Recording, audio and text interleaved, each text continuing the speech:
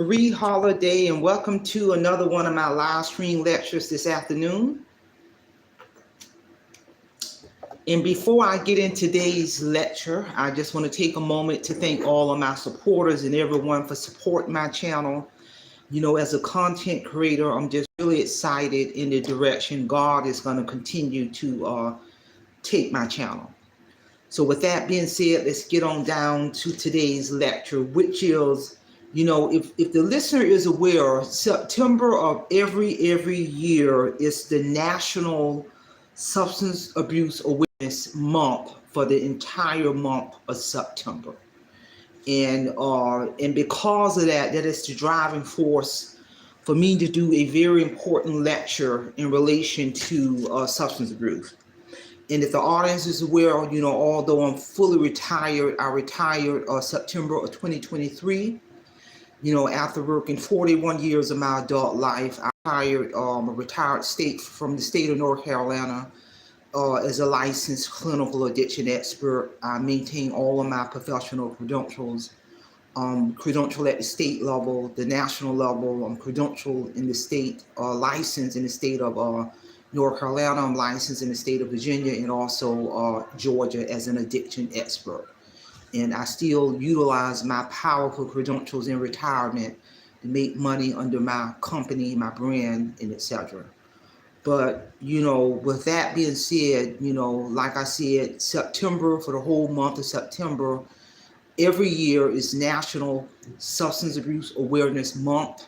And I'm going to do a lecture in regards to the reason why when a person is addicted to any kind of alcohol or drugs, I don't care if it's marijuana, I don't care if it's methamphetamine, oxycodone, phenethol, any type of mood-altering substance, it is a specific reason in regards to why that user or that person who's addicted to that substance cannot just stop. And because there is a science behind addiction. You know, like I said, I'm licensed as an addiction expert in 3 different states. I worked 25 plus years as an addiction expert prior to me retiring.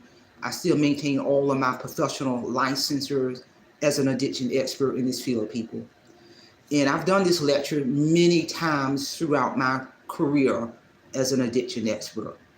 And one of the reasons why a person who's addicted to mood-altering substance is in regards to when they are addicted, in regards to why they cannot stop, is because of the powerful role of psychological dependency. And what makes psychological dependency so powerful, it has 4 powerful components. And I'm going to break it down in everyday language. One of those components of psychological dependency in the field of addiction we call state-dependent learning. The second component is preoccupation. The third component under the umbrella of psychological dependency is psychological defenses. And the fourth component that makes up psychological dependency is the relationship with the alcohol or drugs. And I'm going to break each one of those down. And the first one, which is state-dependent learning. What state-dependent learning is when a person becomes addicted to their alcohol or drugs. I don't care what the substance is, the phenethol, the cocaine, the heroin, the marijuana, the alcohol. Yeah, alcohol is a drug. The clear definition of state-dependent learning is when a person, when the user becomes accustomed to performing all of their skills in duties, in tasks, only when they're alcohol or drug impaired. A good example of that, something as simple as waking up in the morning. That drug addict or that alcoholic addict, they're not going to get moving around good until they reach for the substance, their mood-altering substance, to get up in the morning, to get going. They're going to reach for their drug of choice, rather it's that marijuana, the cocaine, or the methamphetamine, or the Xanax, or the alcohol, or marijuana, and they're going to use that substance before they do anything, before they even literally get up out of bed. They're going to use that substance, they're going to consume that substance in order to get up in the morning, to get going, to get dressed or whatever, do chores around the house. And that is a clear description of state-dependent learning when the user becomes accustomed to performing simple duties and tasks, housework, getting up, moving around in the morning. They're not going to do any of that until they have consumed their substance. If they still got a job at this point and they're going to work, don't think they're going to work that 8-hour or that 9-hour or the 10-hour or 12-hour shift on that job without sneaking into the bathroom to get high, to continue to use their substance or the alcohol or drugs or the substance in order to complete that shift or order to complete that task. Real talk, people. So that's what state-dependent learning is, when the person, alcoholism or drug addiction has propelled to the point where they can't even function throughout the day or throughout the hour. They can't even complete that shift without continuously using their drug of choice, alcohol of choice. And what that state-dependent learning is, because it ties into psychological dependency, is mental also. It propels that person deeper and deeper into their addiction. Real talk, people. Another component of psychological dependency that what make it so powerful in regards to why the user or the abuser cannot stop. They may want to, but they don't. But the reason why they cannot stop is because of that powerful word of preoccupation. Preoccupation is also a layer within psychological dependency. Preoccupation, now that the person's use has become so out of control, they now become mentally obsessed with the continued use of the alcohol or drug. They can be so mentally obsessed to the point where, they can even be at a family function, a cookout, or birthday party, or a funeral. And because they are so preoccupied and mentally obsessed in feeling their addiction, physically that they're at that event, but mentally they're not there. Mentally, their mind is on, that they're focusing on, I got to hurry up. They're literally watching the clock. I got to hurry up. I'm hoping this event we're in. I'm hoping this funeral we're in. I'm hoping this wedding we're in, because I need to hurry up and go and get my dope or my drug of choice to continue to feed that addiction.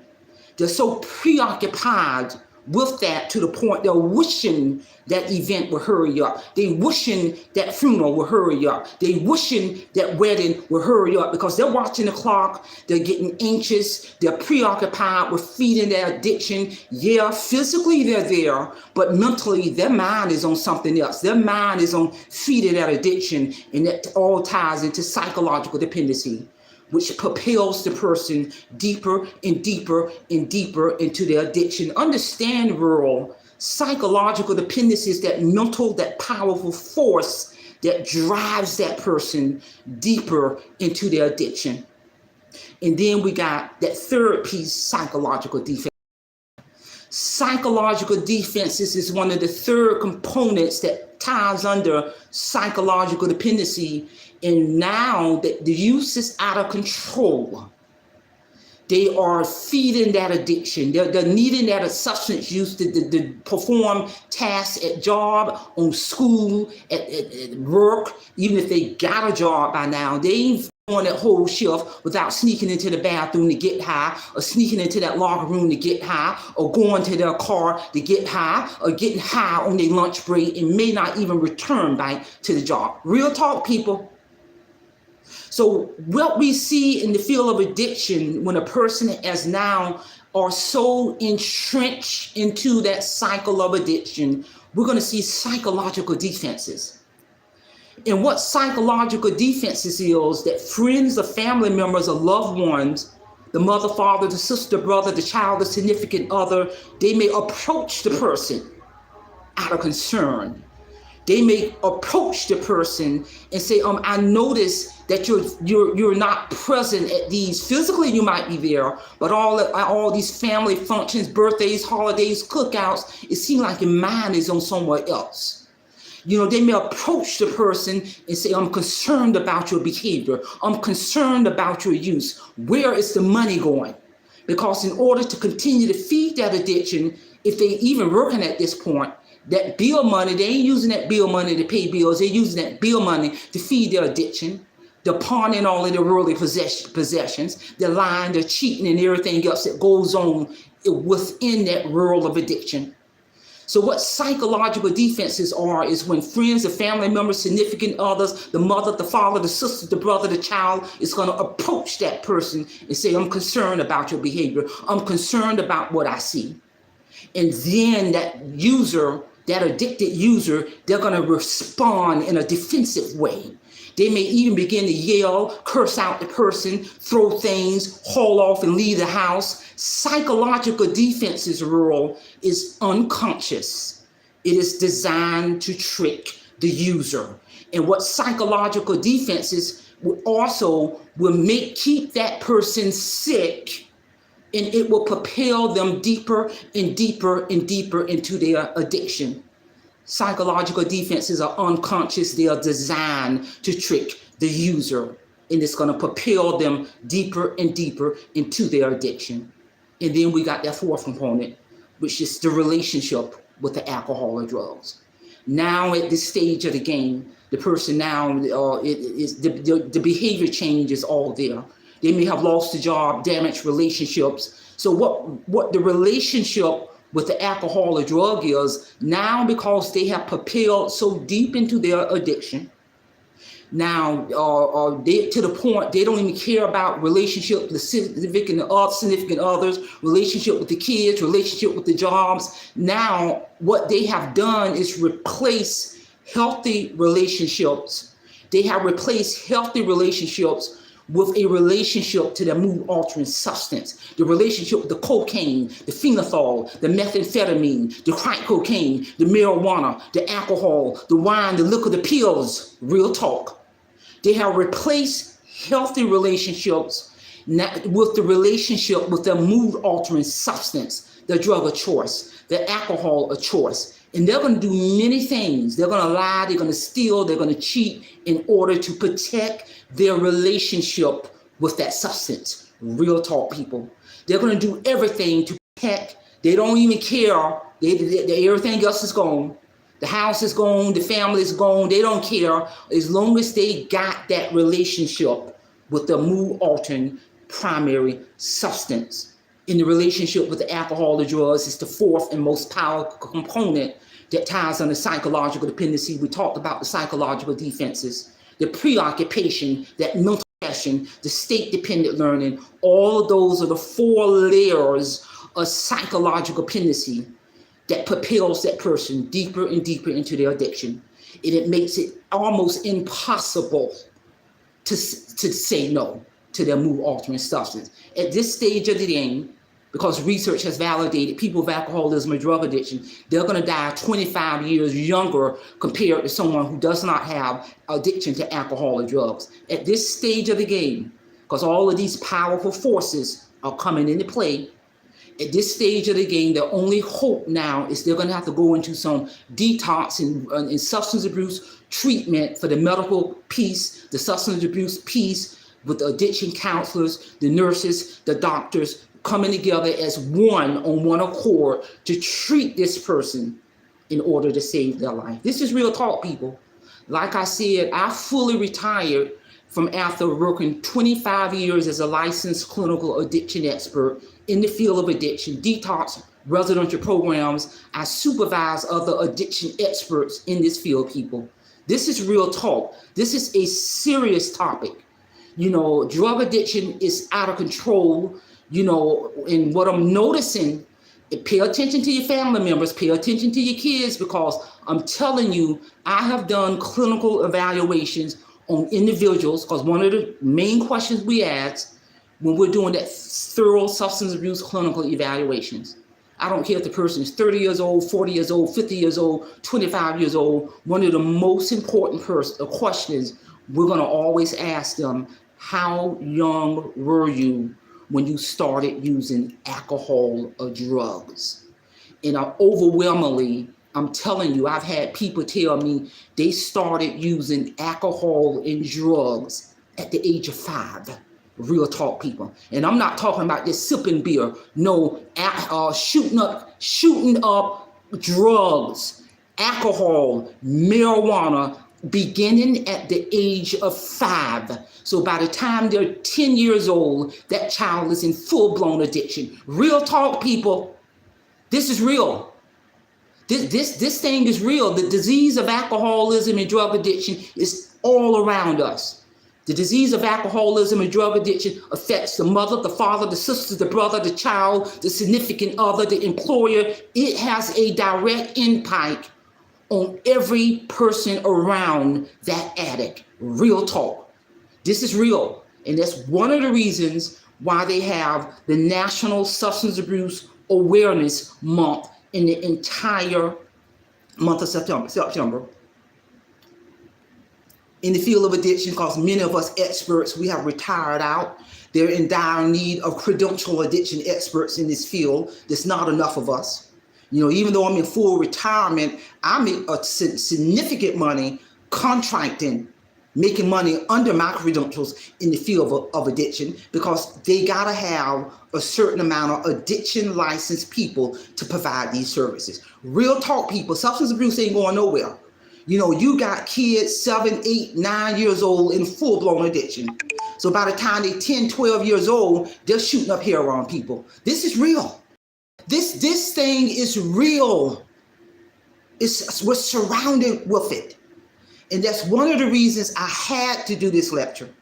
The Spirit has guided me to do this lecture. The month of September is the National Substance Abuse Awareness Month. Like I said, you know, I have worked shoulder to shoulder with addiction people, expert, world-renowned addictionologists in this field, people. This is real talk. As we speak, someone has overdosed and died. As I speak, as I'm doing this lecture, someone has overdosed and died. And it's getting younger and younger and younger. I'm telling you, I have evaluated many people in my career, all the way up until I retired September 2023.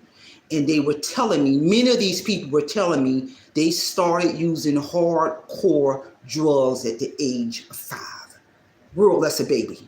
That's a child. And by the time they're 10 years old, they have reached full-blown addiction. Just wrap your mind around that, people. Wrap your mind around at the age of 5, smoking marijuana, drinking liquor. And by the time they're 8 or 9 years old, they shoot up heroin. Really? I'm just blown away. And I can't think of nowhere in the world where a 5-year-old can go buy marijuana, or I can't think of nowhere in the world where a 5 or 10-year-old child can get their hands on heroin. So when you hear the age of onset being that young, then what they're doing is they're getting access to those drugs from adult people who are addicted, who don't care. Real talk. Share this information. Somebody might need to hear this information. Again, September, the entire month of September, for the entire month, every single year is National Substance Abuse Awareness Month. You know, I had many community colleges and universities seeking me out to come do lectures at these universities. You know, I'm gonna go into a contractual agreement to deliver those services, but at the same time, I can't be everywhere. Real talk, people. So again, share this information in regards to the reason why a person who is addicted to alcohol or drugs, the reason why they cannot stop is because of the powerful word of psychological dependency. Psychological dependency is made up of 4 components. Number 1, state-dependent learning. Number 2, preoccupation with the alcohol or drugs. Number 3, psychological defenses. And number 4, the relationship with the alcohol or drug use. You know, it's been probably well over a year since I've done a lecture on substance abuse, but again, you know, I've had a phenomenal career. You know, people still seek me out for consultation, lectures, in the field of addiction. And I'm just really, I want to give all grace and glory to God, who, number 1, who has given me these knowledge and skills in the discipline to propel my addiction career at the highest level, people. You know, I hold my addiction credentials at the state level, the national level, and the international level. I'm well known in the game, people. So again, share this lecture, hype this video. The world needs to hear this lecture. Real talk, people. Hype this video, because this lecture could be enough information to raise awareness, real talk, and potentially save someone's life. That's all I have. Simplify, simple fidelity, and I'm going to leave you in the care of your own conscience. So have a great day.